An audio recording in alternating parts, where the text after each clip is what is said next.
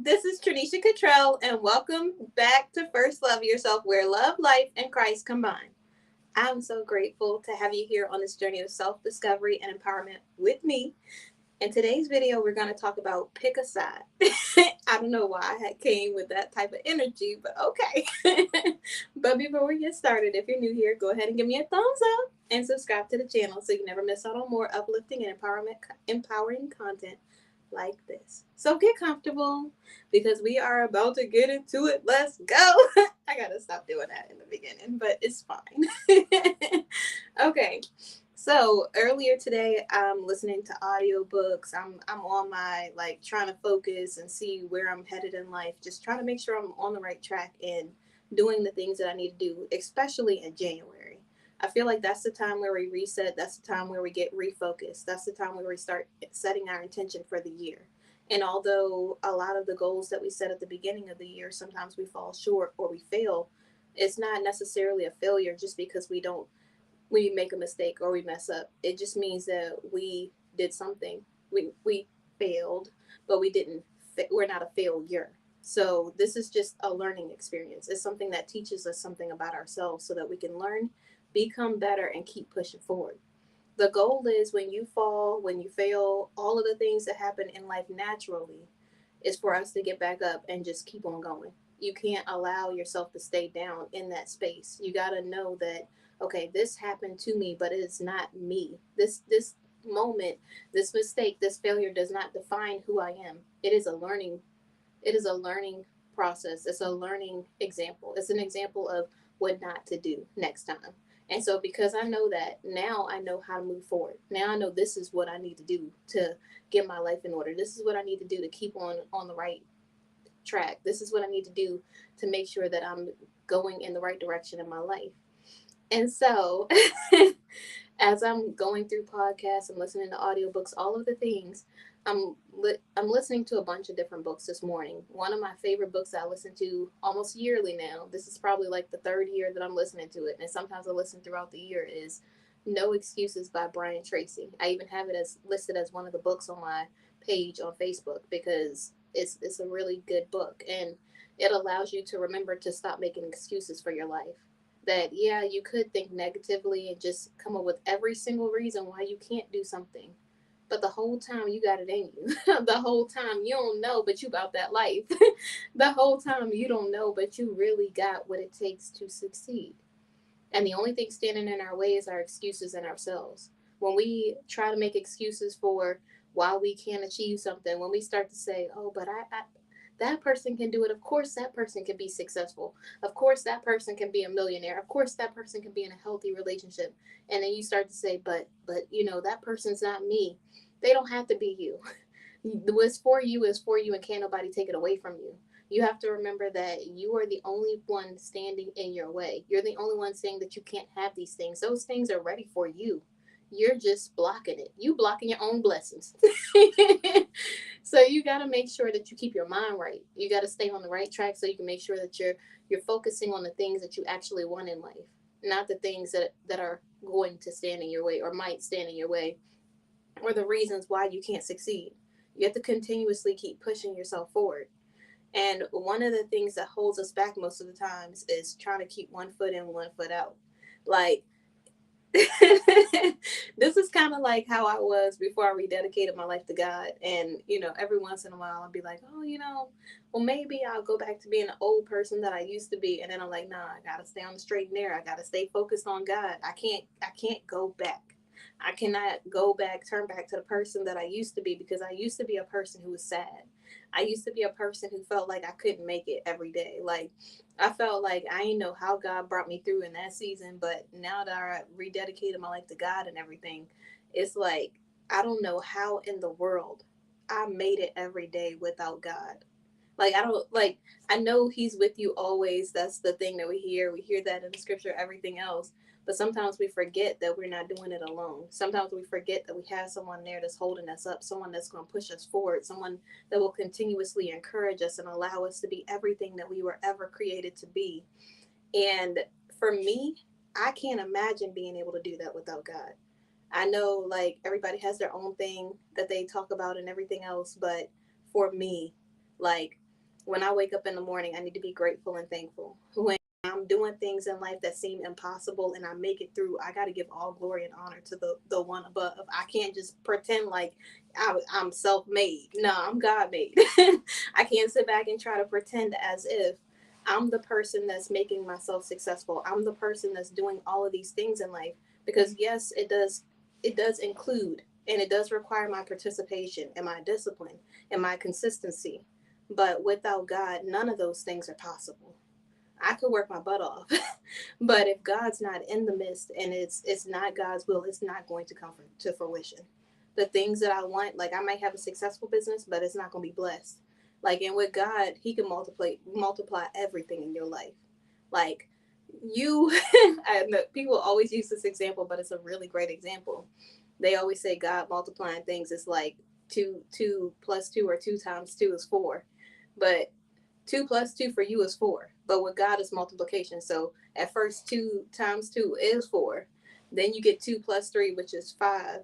But then you get two times three, which is six. So God is always going to increase. Every time He touches something, it's overflow with blessings. You never have to wonder if God is going to come through or not, because He is the God that keeps His word. He keeps His promises. He is a God that He shall not lie. So every time I'm going through something in life and I can't see how I'm going to make it through, I always stay focused on Him, and He pulls me the rest of the way.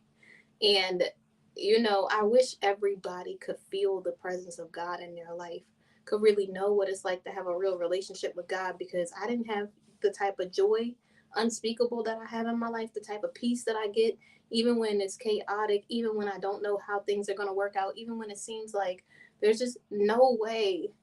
There's no way I'm going to be able to pay this thing. There's no way I'm going to be able to make it through this breakup. There's no way I'm going to be able to keep moving forward when life just seems like it's just one thing after the other, and yet still I'm standing flat-footed in faith because of God. It's like every time a scenario comes up in my life and I'm just like, I can't see past it, I look towards God. I look toward the hills where my help comes from. I look up there and it keeps me focused on the prize. It keeps me focused on the finish line. It keeps me focused on the reason behind why I'm doing this. It keeps me focused on knowing that this is just a moment in my life, not my entire life. It allows me to see that I don't have to sit in sadness. It allows me to see that this moment right here is just a moment. It's not everything. That person's not everything. That job is not everything. That place is not everything. That thing is not everything. Those are things that God can bless you with in any season of your life, in any area. And right now, I'm so extremely blessed with the people that God has allowed to be a part of my life, the things that God has allowed me to have. And I'm not just talking about material objects, but that as well. And not only that, but the places that I get to see that are so beautiful. It's just like only God could create something like that. You look out on the water and you see this crystal blue water, and like the sun rising and the sunsets, and the birds just flying so freely, and you see the sands, and I mean all of these things that God creates, and it amazes me. Even when I look at a tree, and I know people are gonna be like, a tree, really? But when you get 30 something, you just start appreciating life a little different. Like that tree is everything. All of a sudden, you start seeing the details in it, and you start to really pull in the fact that you could really see everything that God specifically created, and it's just so amazing to me. And I feel like that's how we have to be in life. We have to really take a moment to just take everything in, just really see how blessed we truly are, and how grateful we can truly be for the life that we have. Even if we aren't where we want to be yet, you are on the way. You don't have to ever feel like this is the only place that you're going to go in life. You don't have to ever feel like this is it. And I'm not saying don't be grateful and content where you are, but always strive for better, because you can do it. There's nothing standing in your way from having all the things that you want in life. You just have to go for it. And like I was saying, the way to get there is to not have one foot in and out. You can't be straddling the fence like I'm gonna live this old life, but I'm also gonna be in this new life. No, you gotta choose one or the other. You can't pick both. A double-minded man is not good. And when I say man, I mean woman and man. I don't mean just men. I mean like when you're double-minded, you're not being decisive.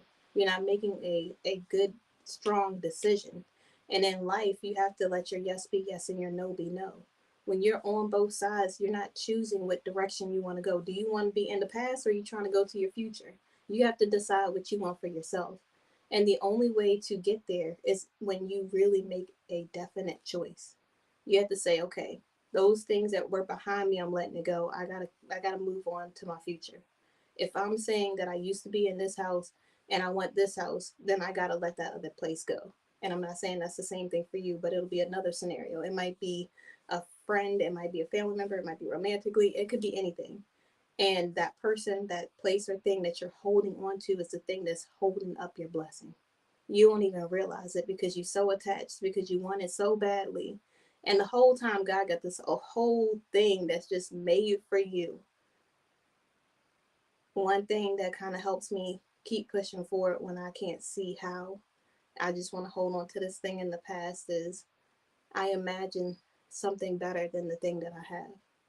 I imagine, okay, if God's saying let go of this friend because he has another friend group for me, how much better could this be for my purpose? How much better could this be for the kingdom? If God is telling me to let go of this man, what can you imagine what kind of man he has for you in the future? If God is telling you to let go of this woman, then can you imagine the type of woman that God has grace for you in the future?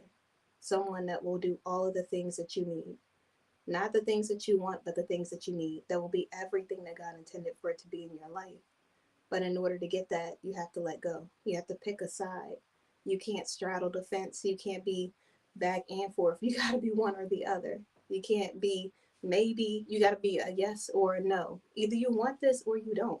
you know, do you want a better life? If the answer is yes, then you have to go for it with everything in you. And if you fall, if you trip, if you stumble, if you have missteps, mistakes, whatever else you want to call it, you got to get back up and keep on going. You got to keep trucking. I don't care if you got to take long strides or you got to swiftly walk. You got to do it with purpose, regardless. And so when you're going through life, do not let that stop you from moving forward. Don't let uncomfortability keep you boxed in. Don't let fear stop you from going for your dreams and the things that you really want in life. Choose to make a decision and let your yes be yes and your no be no. When you want this, go for it because that thing might want you too. When you want this new position, go for it. When you want to learn more, go for it. When you want to get into this place where you're talking on stages or you are in this new house or you driving your dream car, go for it. Go for it. It's not just this person is the only person that can drive this car. If that was the case, they would have only made one.